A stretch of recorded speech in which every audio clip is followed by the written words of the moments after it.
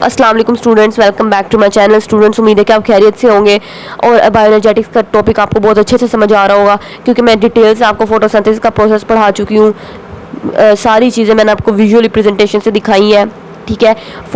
Respiration का process मैं आपको डिटेल से पढ़ा चुकी हूँ। उम्मीद है कि आपको अच्छे से समझ आ गई होगी। अब हम उन दोनों का कंपैरिजन करेंगे, फोटोसिंथेसिस का और रेस्पिरेशन का। देखें, फोटोसिंथेसिस क्या था।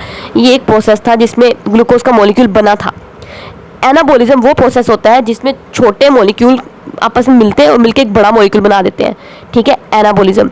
कैटा मतलब कट करना मतलब तोड़ना। एक बड़ा मॉलिक्यूल टूटेगा और उसके बड़े मॉलिक्यूल को टूटने से छोटे मॉलिक्यूल बनेंगे, ये कैटाबॉलिज्म होता है। फोटोसिंथेसिस में आपने देखा छोटे छोटे मॉलिक्यूल्स मिलते हैं। ये देखें, ये तो रेस्पिरेशन का है, ये फोटोसिंथेसिस की इक्वेशन है।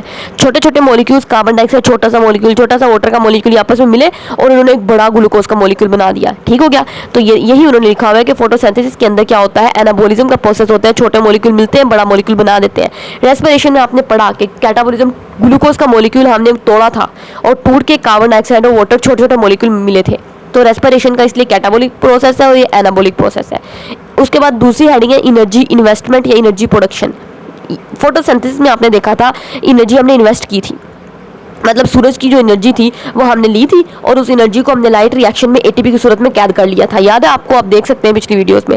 तो यहाँ पे हमने इन्वेस्टमेंट की लाइट एनर्जी की to store in the form of bond energy, और हमने उस लाइट एनर्जी को इन्वेस्ट किया, कैद कर लिया और उस एनर्जी को स्टोर कर दिया। किस में स्टोर कर दिया?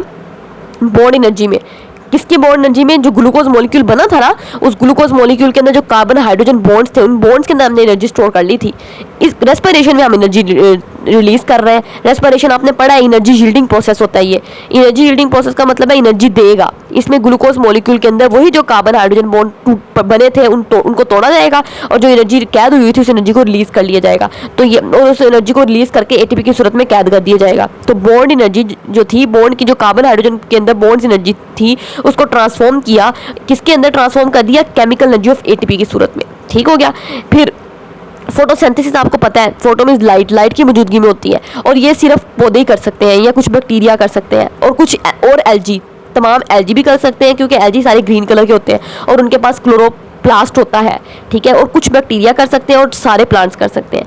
रेस्पिरेशन का प्रोसेस अलबत्ता सारे ऑर्गेनिजम्स करते हैं, हम भी करते हैं, पौधे भी करते हैं। क्यों? क्योंकि रेस्पिरेशन के प्रोसेस में ग्लूकोज मॉलिक्यूल को तोड़ेंगे और तोड़ने से एनर्जी रिलीज होगी और उस एनर्जी को इस्तेमाल करेगा सेल अपनी एक्टिविटीज़ के लिए। तो ये तो प्रोसेस सबके अंदर चलना चाहिए। साइट ऑफ अकरेंस मतलब कौन सी जगह है जहाँ पे ये प्रोसेस होता है? ये प्रोसेस क्लोरोप्लास्ट में होता है, याद है आपको। और ये प्रोसेस जो होता है रेस्पिरेशन का प्रोसेस, मैंने आपको दिखाया था। ये देखिए, अभी मैंने आपको ये रेस्पिरेशन का प्रोसेस एक तो साइटोप्लाज्म के सेल के अंदर हुआ था और दूसरा सेल के माइटोकॉन्ड्रिया के अंदर हुआ था, यही हुआ था ना। तो ये साइटोप्लाज्म और माइटोकॉन्ड्रिया के अंदर ये प्रोसेस चलता है।